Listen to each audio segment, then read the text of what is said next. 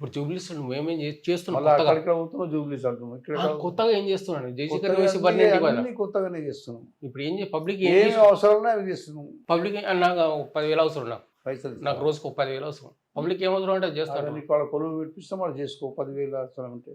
Public ఏం చేస్తున్నావు? Vote ఎందుకు వేయాలి నీకు?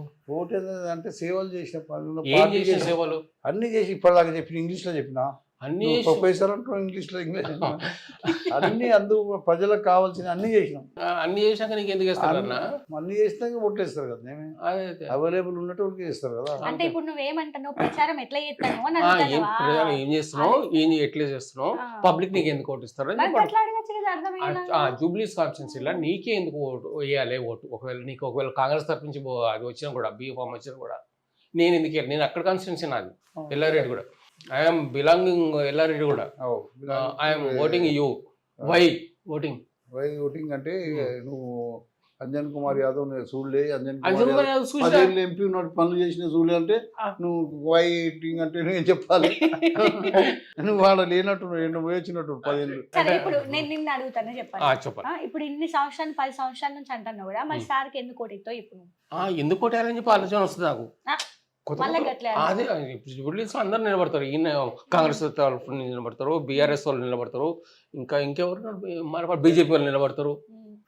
నీ విఘ్నతకే వదిలేసినాము, నీ విమానం మీదనే వదిలేసినాము. నా విఘ్నత వేసుకో బాగుందని అసలు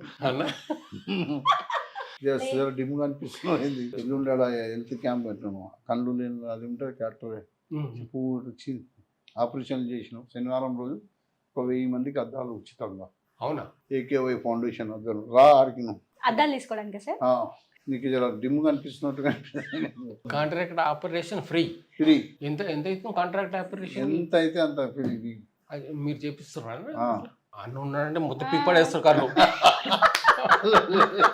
సరేనా? అయితే बहुत बहुत शुक्रिया आपका. आपको भी बहुत बहुत शुक्रिया. बहुत अच्छा इंटरव्यू. मोटिवेशन का शेयर ఒకటి వద్దు. वही बोल रहा हूँ. खुदा बखश देता है जिसका किस्मत खराब है. खुदा बखश देता है जिसका किस्मत खराब है. वो हरगिज नहीं बखशता जिसका नियत खराब है. जिसका नियत खराब है ఎట్లా అంటున్నావు? నియత్ ఖరాబ్ है. నన్ను బకాషడిగా దేవుడు నియత్ ఖరాబ్ है. ఇది ఎక్కడ పరిచయం? నియత్ మే ఖతరా జోలి మే పత్రే. మా గురించి ఒకటి మంచి చెప్పన్నా ఉర్దూలా నా గురించి.